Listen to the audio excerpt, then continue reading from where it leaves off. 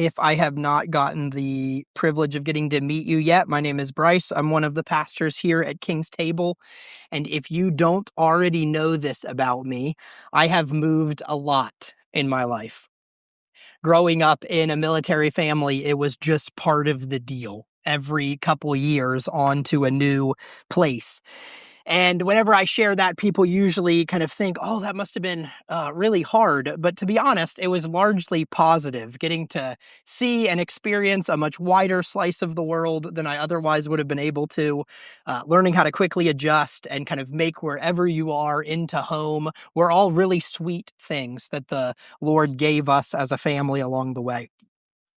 But one thing that I learned was that all along the way, at each stop, there are always welcoming and helpful people that make that adjustment of coming to a new place easier. People who are good at making new friends, who are good at sharing their small corner of the planet with others and helping them see the beauty of living there too. Do you guys know who's one of those people? Steve Savage. Steve loves where he lives, and he loves helping other people love it too. We loved Nova Scotia even before we moved here, but no one did more to make the change to living here smoother and more enjoyable than did Steve. But one thing that I have observed in my many travels here under the sun and my encounters with people like this who love welcoming newcomers to their part of the world is that I have noticed that they all have one sentence that they love to use. They have one little nugget of observation that they each believe is kind of unique to their area. It is almost inevitable that we would arrive at a new place and some lovely, helpful, welcoming neighbor would soon inform us. Now, one thing that you're going to learn about living here is that if you don't like the weather, just wait 5 minutes. And you can see here, the people in Missouri say if you don't like the weather, just wait 15 minutes, it'll change. But so do the people in Oklahoma. If you don't like the weather in Oklahoma, wait a minute and it will change. Apparently, that's also true about Chicago as well. And Mark Twain said it's also true about New England. Just wait a few minutes and the weather will change. In Scotland, the recipe, if you don't like the weather, is to wait 15 minutes. In Colorado, they put it on a mug. In Norway, now this is a little different. In Norway, fog, sun, rain, and fog again can follow each other. So if you don't like the weather, wait 15 minutes. Tennessee got a little more creative and put it on a meme because that's just how Tennessee rolls.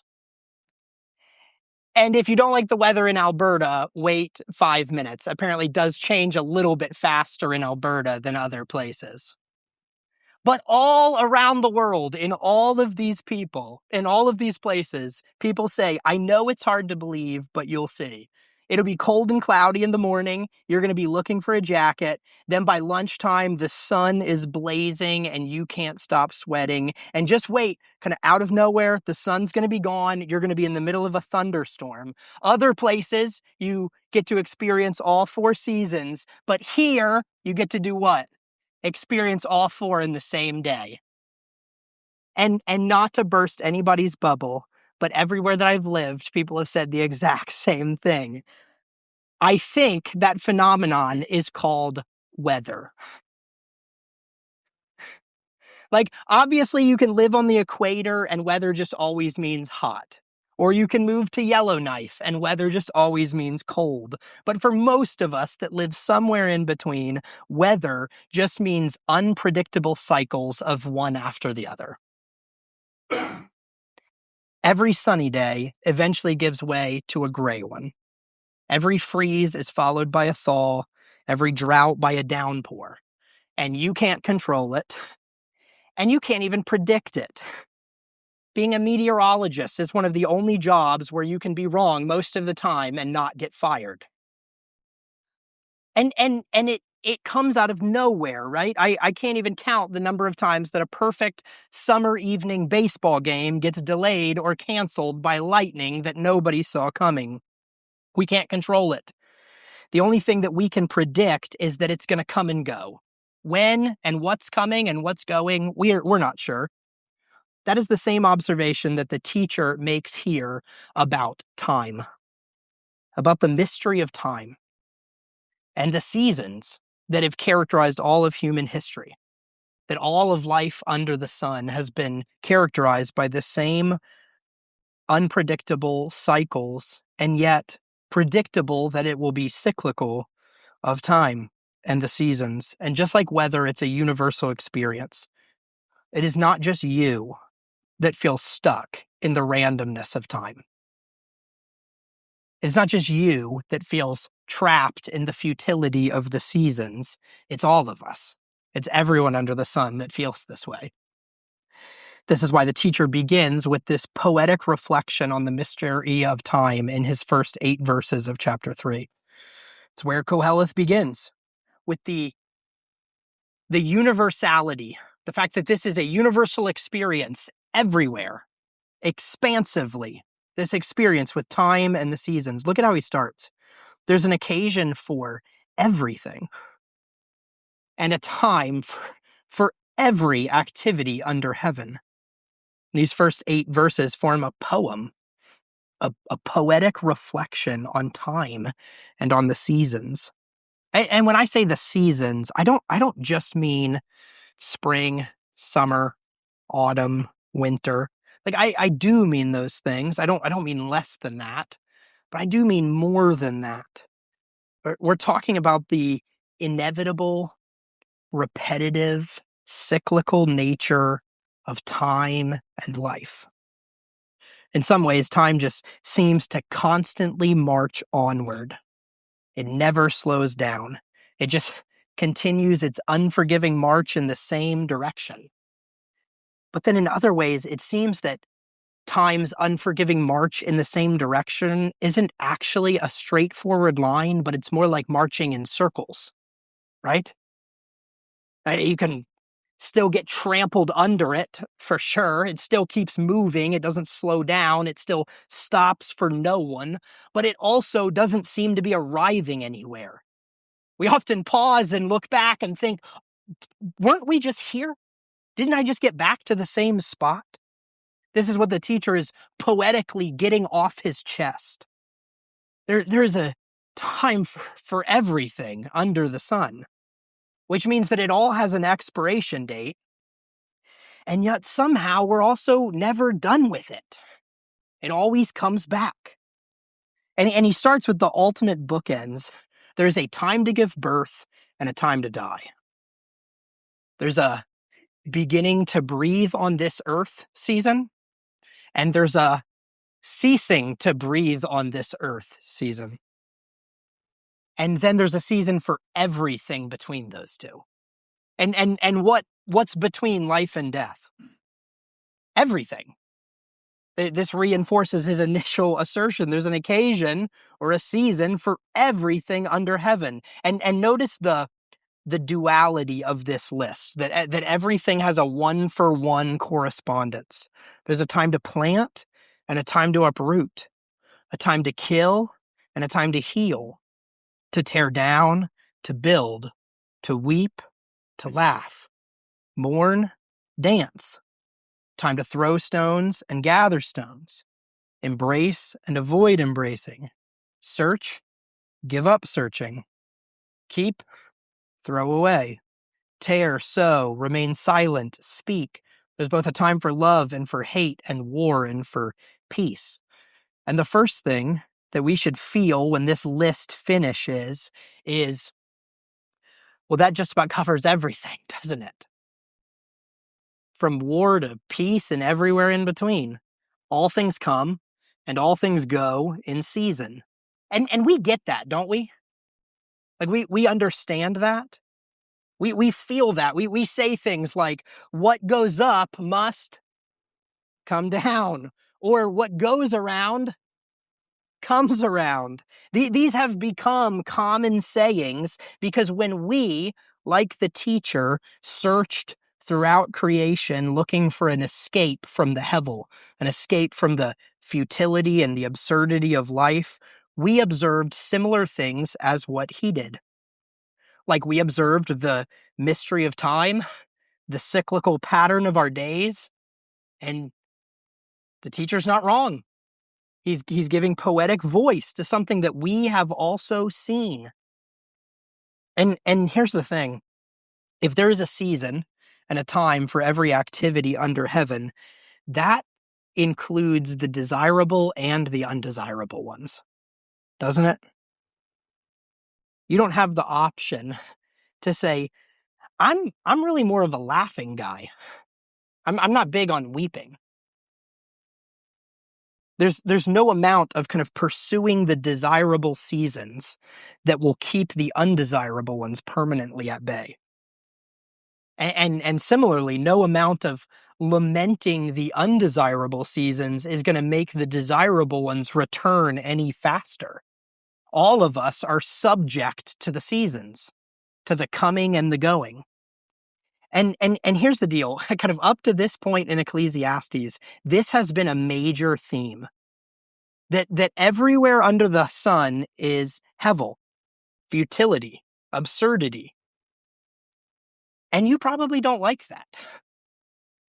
You probably want to go and you probably want to find an escape out of that. And so the teacher said, let me save you time because I've got unlimited resources. I have more than all who came before me in Jerusalem. And so I checked. I put those resources to use and I checked. I made it my life's mission to turn over every stone in every corner of creation and look for escape hatches that would lead out of the hevel. Spoiler alert, there aren't any. They're not there. They don't exist. And again, he says here, everything under the sun is subject to the hevel of the seasons. Nothing stays. Everything comes and goes. It can't be predicted. It can't be controlled or manipulated. It can't be avoided. And if right now you're tempted to look for an escape hatch, they're out there. The illusion of them is out there. Things like, you know what? Maybe the seasons of life are really just mindsets. Like maybe it's just a mindset that you get yourself in, and if you can only change the mindset, then the season of life would change. Maybe if I can just kind of unlock the code to a building mindset, then I will actually avoid the tearing down that other people get to experience, and I can just build. Maybe you try a different escape hatch, like some kind of dark philosophical nihilism that says all of life is just weeping and mourning. The only thing to really embrace at the end of the day is death. And I'm not sure if you've tried either of those paths out, but neither of them work.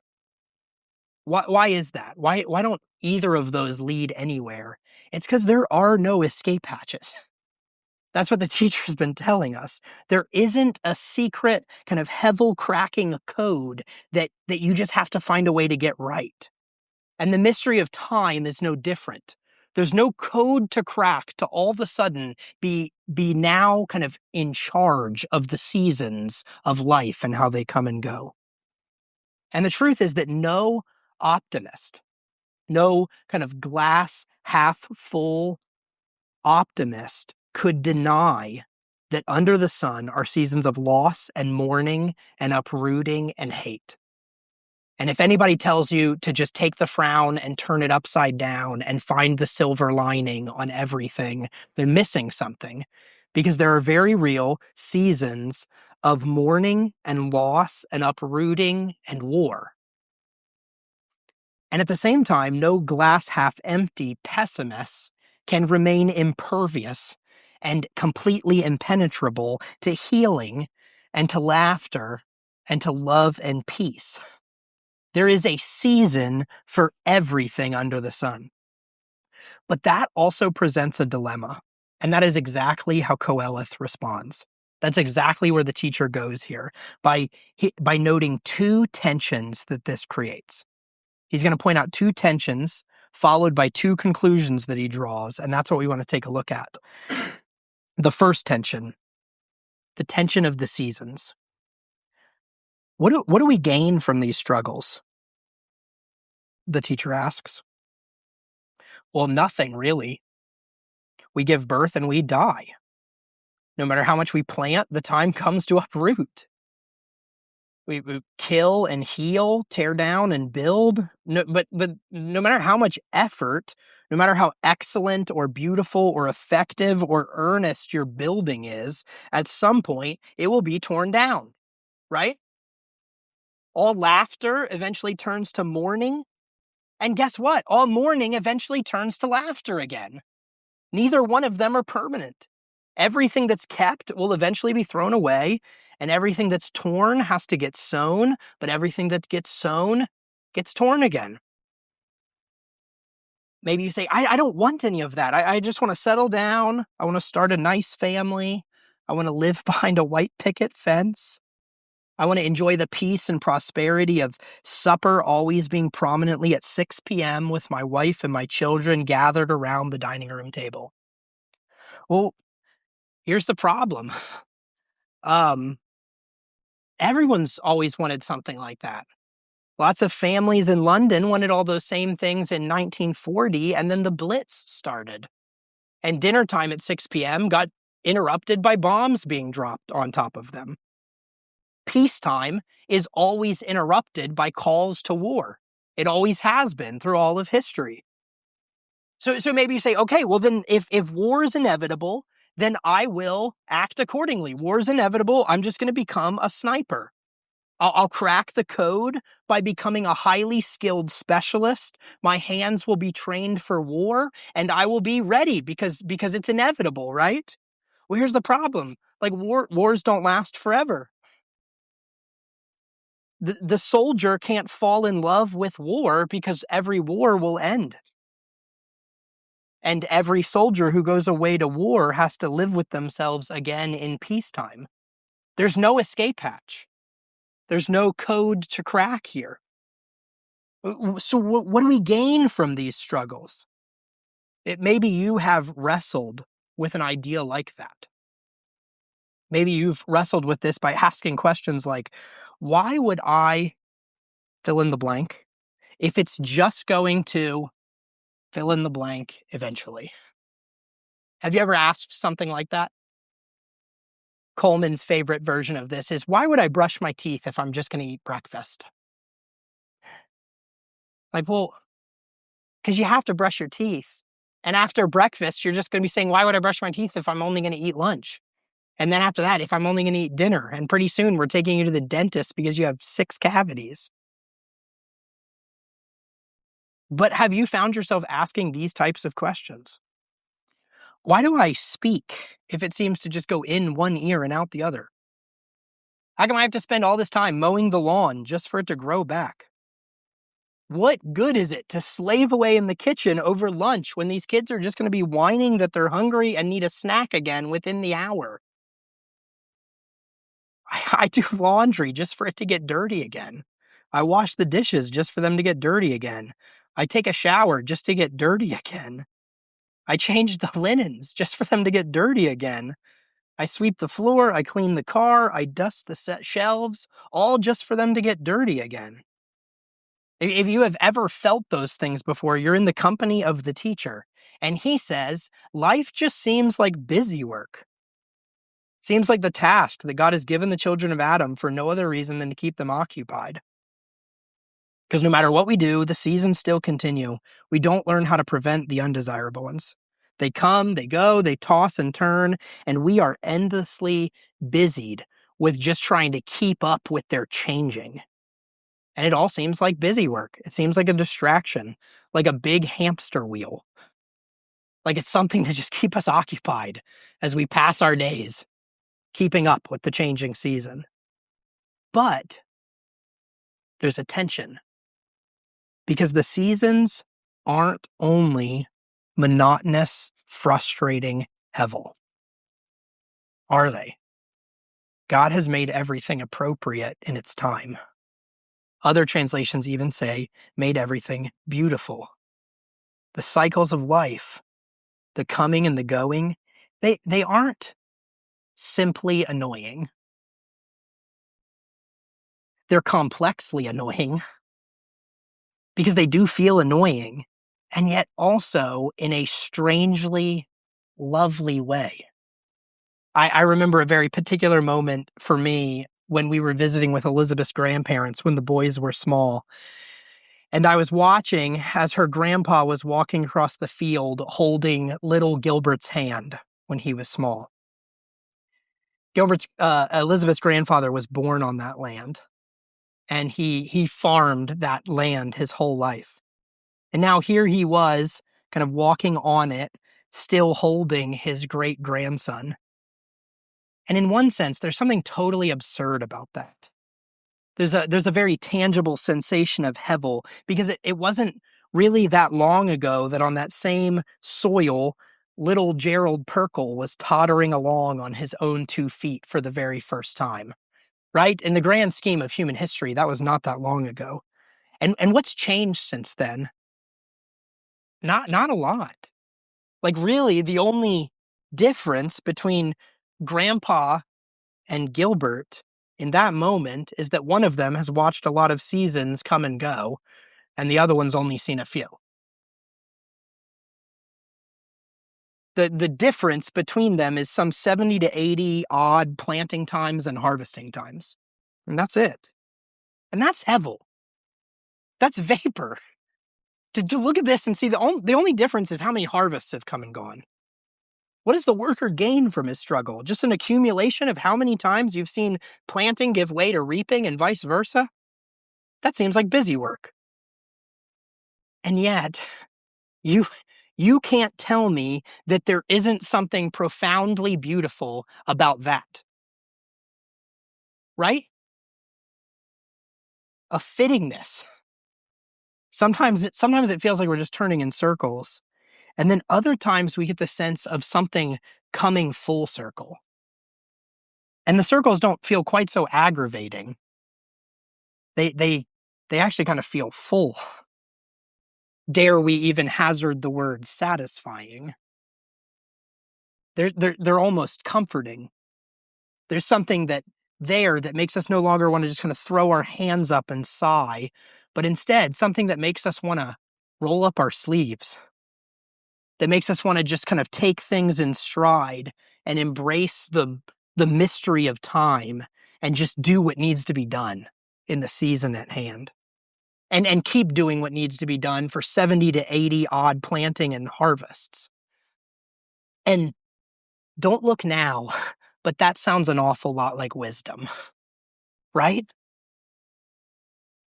But the reality is that taking things in stride and just simply doing what needs to be done in the season that's at hand isn't always easy, is it? It doesn't always feel as satisfying as it sounds like it should. Why is that?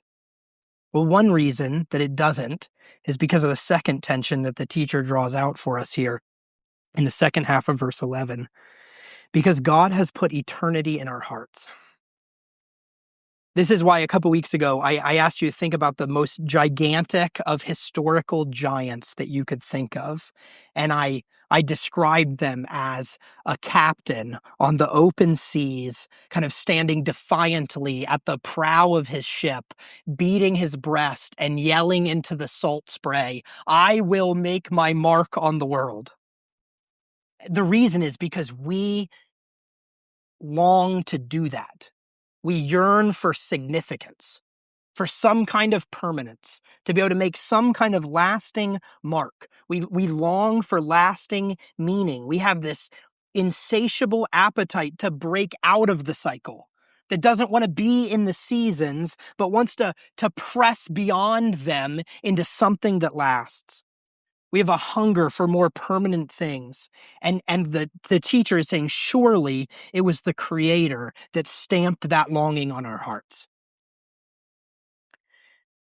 C.S. Lewis uses the same idea kind of apologetically in Mere Christianity, and you very likely heard it before. He says, if I find in myself a desire which no experience in this world can satisfy, the most probable explanation is that I was made for another world. And that's brilliant, and that's true. That's an idea that's very worth considering. But I don't even want to go explore all of that right now and what the implications of that are. I just want to stop at the first half of the observation. I find in myself a desire which no experience in this world can satisfy. That's what Koheleth is saying. That's what he's calling eternity in our hearts. And not to ask what it means, but to simply observe someone must have put that there. And that someone is obviously the God that made us. And I don't know why, but he created us with an appetite for permanence.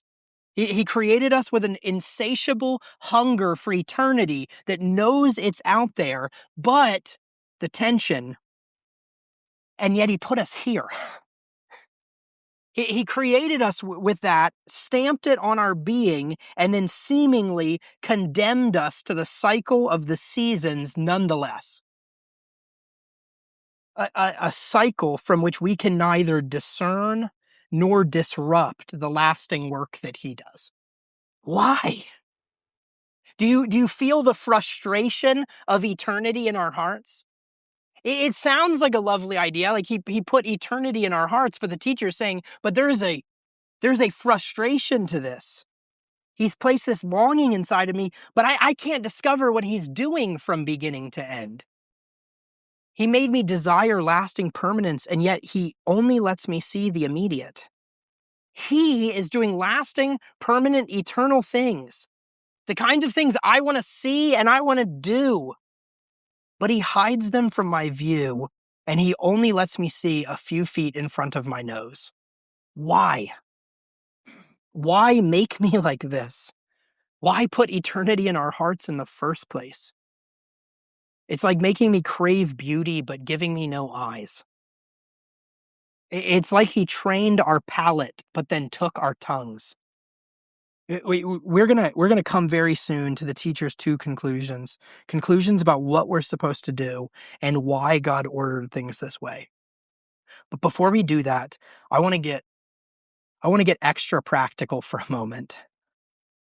We are engaging with the teacher's poetic and philosophic reflections on something as abstract as time, the coming and the going of the seasons. And if we're not careful, we might think that that's all it is. It's just philosophical musings. But I want to remind you of something. It's something that I think gets too easily missed when we're talking about this book. When we're talking about Koheleth and people are asking questions about who he was, when this was written, why does he take this bleak perspective that he so often does in the book?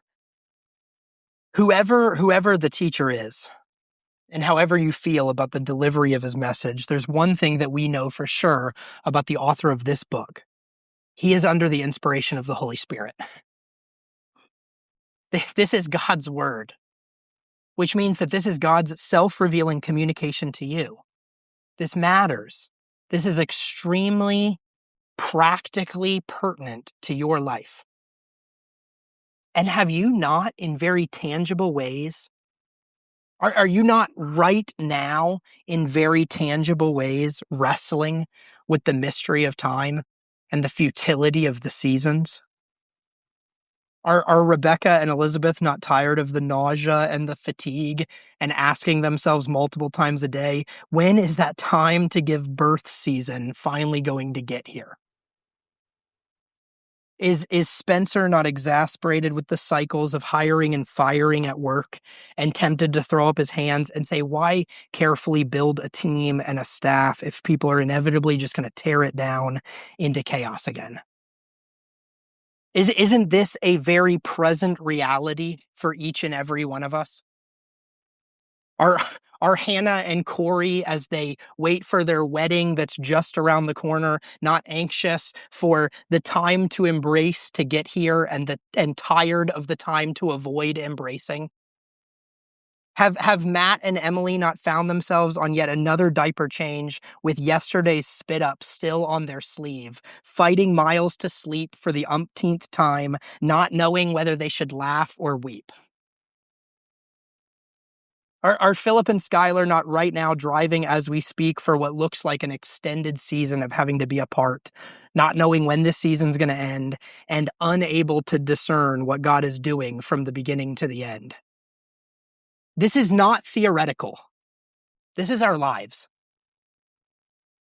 Desperately wanting to know what's coming, wanting to see what's next, needing to get a peek above the clouds to be able to have some say in the seasons of life, but we can't because we're here in time, in the seasons, beneath the clouds, under the sun, and we don't know what's next, or when it's coming, or what started it, or where it's going, or what God is doing from the beginning to the end.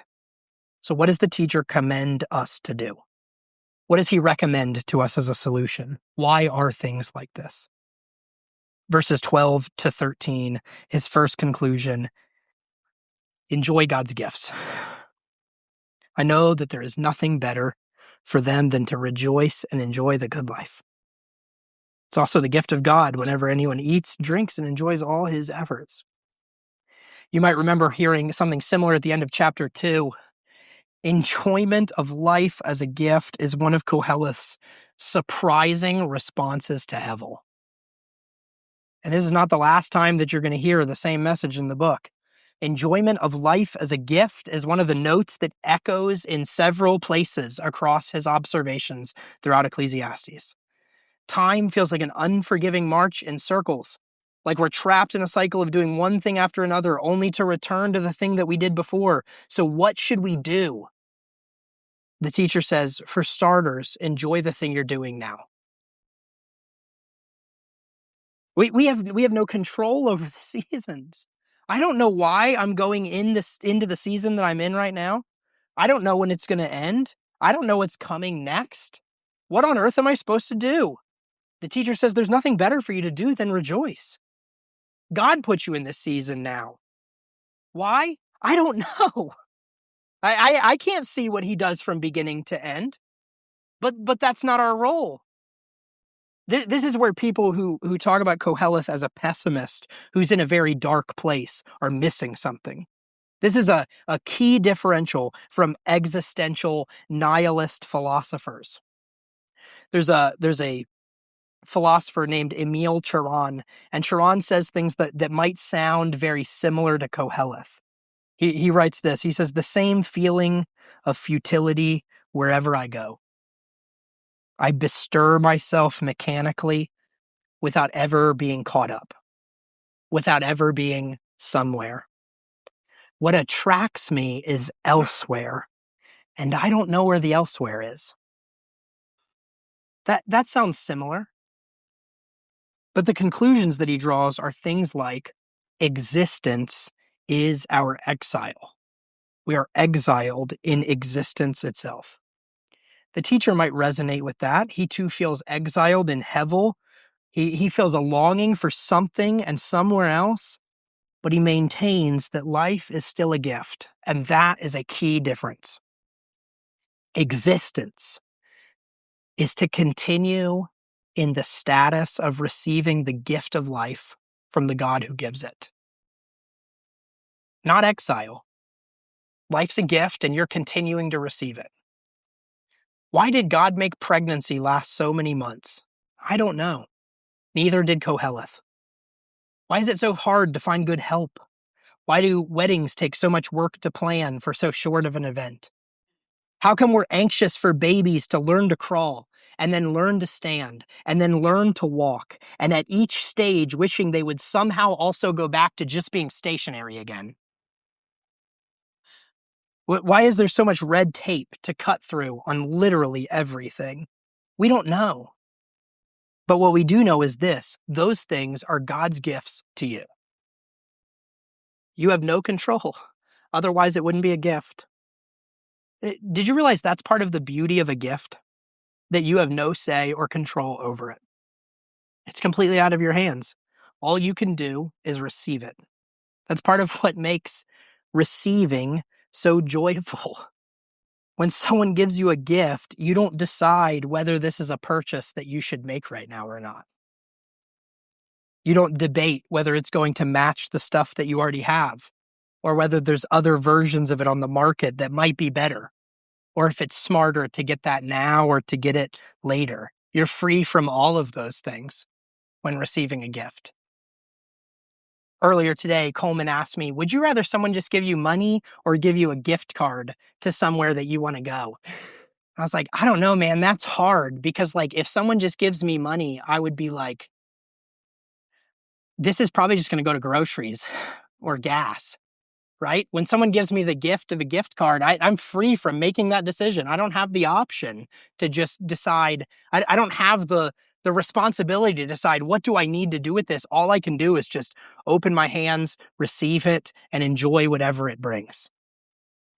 This is God's gift, to eat and drink and take pleasure in our efforts, because the fruits of our efforts are only temporary. They have an expiration date on them. Every night of hard-earned sleep is just going to be broken by another wake-up call. And so the teacher says, enjoy it while it's here. Enjoy the sleep while it comes. Rest in the time of rest. Why? Because the time of labor is soon on its heels. And then labor in the time of labor, or else the night's going to come and you're going to have failed to take advantage of it. Conclusion 1, enjoy God's gifts. And conclusion 2, enjoy them in awe of God's work. I know that everything God does will last forever. There's no adding to it or taking away from it. God works so that people will be in awe of him. Why did God put me here in these seasons that I have absolutely no control over? So that you would have no other option than to simply receive life as a gift. But why did he stamp this longing on my heart for something beyond the seasons? Why did he stamp on me this longing for a work that lasts? So that you would be in awe of him. Because that's exactly how he works. He's the one who works from beginning to end with nothing to be added to it and nothing to be taken away. He made your heart to long for that kind of work because he's gifting you the capacity to marvel. He's giving you the capacity to wonder at his infinite and eternal glory because he's the only one that can do permanent things that last. You haven't just been given a desire that shows that you were made for a different world, that can only be satisfied somewhere else. Ultimately, you were given a desire to be filled by someone else, by the God who gave it to you. What he gave you is the capacity to begin to marvel and wonder and worship, to be in awe of what he does. Enjoy the season that you're in right now, but enjoy it with the sobriety of knowing that nothing you do lasts forever, that what God does lasts forever, and your task is to be in awe of him, to lose some of the awe that you feel for yourself, to let go of some of the admiration that you have for the work of your own hands and for the fruit of your own efforts. Everything that you accomplish, whatever is, has already been done before. And whatever you're about to accomplish, whatever you will do, even if you achieve your wildest goals and dreams, whatever will be already exists. Every season that has come before. Every season that goes will come again. And so the teacher says, plant and uproot and tear down, build, weep, laugh, dance, embrace, lose, keep and throw away, war against, love. Do all of those things knowing that everything you accomplish and everything that you endure and everything that you experience under the sun is only for a season. And that should both comfort and humble you at the same exact time. Because you do it in awe of the God whose work endures. The teacher wants us to be content in the mystery of time, the cyclical mystery of time, because we know that God works in eternity. And guys, Brothers, sisters, on this side of the cross, we have even more reason to be content. We have more reason to be confident in God's work in eternity. More reason to know and be convinced that he works permanently and forever in eternity for his glory and our good. Paul tells the Galatians that God sent forth his Son when the fullness of time had come. It is only God that has any knowledge that the time is full. How are we supposed to know? I can't tell. I can't see beginning to end. I don't know when the seasons are coming and going, but he knows the fullness of time has come. In the hevel, time is a mystery. The seasons are cyclical, but God has worked with beginning to end in view. We can't discover or discern how. We can only be in awe of the things that he does that last forever. Forever and eternity are his playgrounds and our mysteries. And nowhere is that on fuller display than in the incarnation of Christ, when eternity steps into the present in the fullness of time. When the cycle of the seasons is interrupted by the maker of the seasons himself. The entire Old Testament is filled with Israel wrestling with the futility of the seasons and the mystery of time. This frustration that the teacher is expressing here, Israel has expressed it all across the Old Testament. How long, O Lord, will the cries of your people in Egypt go unanswered? When will this season end? Why did the Lord bring us through the Red Sea if it was just to die in the wilderness? Why would I do fill in the blank if it's just going to blank eventually? Why would God have Moses lead us to the promised land if it's just filled with giants who are going to enslave us or crush us? Is God blessing us or the Philistines right now? Because I can't tell. How is this king any better than the last king? Guys, how long are we going to be in Babylon? Does the glory of this temple not pale in comparison to the one that we had under Solomon? This is the echo of the Old Testament all along, unable to see what God was doing from beginning to end. But then God did, in part, pull back the curtain. When Zechariah is serving in the temple, when a priest is doing priest things, and an angel appeared to say that the fullness of time had come, that the Lord of time, who makes everything beautiful in its time, decided that it was the right time for him to step into time, the fullness of the seasons. For God from on high to visit us. And he's made it known to us in his word that this is what he was working for. This is what he was working towards from beginning to end, for the redemption of his creation in the work of his Son, Jesus, that by his death and his resurrection, all things might be made new. And it is still true that we cannot perfectly discern or discover the work that God's doing from beginning to end. When's Jesus going to come back? What's the kingdom of God going to look like? What does it mean for the fullness of the Gentiles to have come in? What purpose does God still have for Israel? What will be the signs of the times? Are things getting worse until they get better? Or do we have a mandate to work for better now? The eternal work of God is still shrouded in mystery. But he has very much demonstrated and proven in Christ that he is at work. That he has made everything beautiful in its time. That what he does will last forever. That it can't be added to or taken away from. And that his work in eternity is our gift. We can be content in the round and round of the seasons, even with that longing for lasting permanence that God's placed in our hearts and yet placed just beyond our reach. We can be content there because God became man in the fullness of time and put on display in part for us the work that he has been doing from beginning to end. You can go from here today and take the seasons in stride.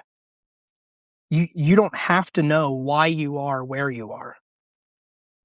You don't have to know when it will end. You don't have to know what's coming next. You can just do what God put in front of you, and you can enjoy it. You can receive life as a gift. Even the sleepless nights and the aches and pains the spills and the messes, the workplace uncertainty, the changing times. You can receive all of it as a gift. Life can feel like a hamster wheel that you're barely keeping up with. When you look around, it might feel like you're back where you started. Enjoy it. It's God's gift to you. It's your daily reminder that you aren't in charge. It's your daily reminder that the weight of the world isn't on your shoulders, that your life isn't entirely yours to make or break, and that there's nothing that you can do but receive it with open hands and thankful hearts.